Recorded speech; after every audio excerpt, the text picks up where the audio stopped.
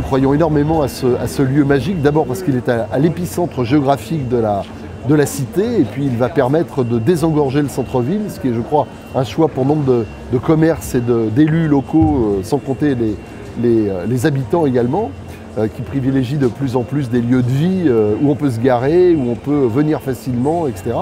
Je suis ravi parce que la promesse est tenue par rapport aux engagements initiaux des créateurs de ce centre. Ils ont fait un lieu absolument magnifique, autant dans les matériaux choisis que dans les surfaces aérées, que dans les volumes et dans les marques également, où on n'a que des confrères sympathiques qui sont prompts à attirer une belle clientèle. Donc on est vraiment ravis.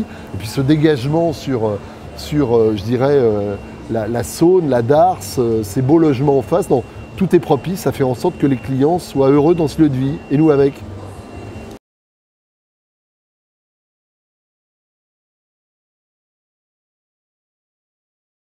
Je crois que nous, ce qui nous a attiré en tout cas sur ce centre-là, c'est que ça recoupe beaucoup de nouvelles enseignes qui ne sont pas forcément connues sur Lyon.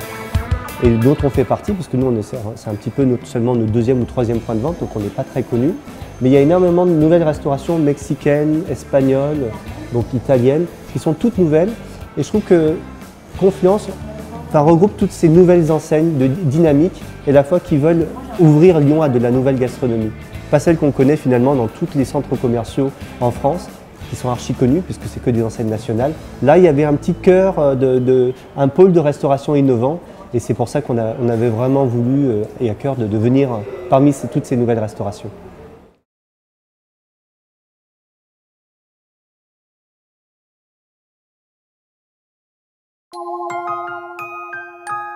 Pour Deux Sites, c'est vrai que c'est un projet moderne puisque le but c'était d'imaginer la librairie de demain.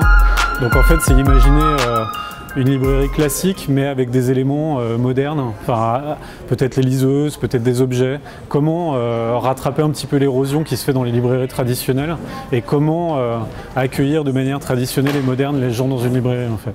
Et après je trouve qu'il y a de la qualité au niveau des autres magasins et je pense qu'un livre c'est aussi un objet de qualité et qui peut aller avec d'autres. Enfin, j'ai l'impression qu'il y a beaucoup de boutiques d'objets de luxe un petit peu et je pense que le livre reste quand même un achat de Noël important.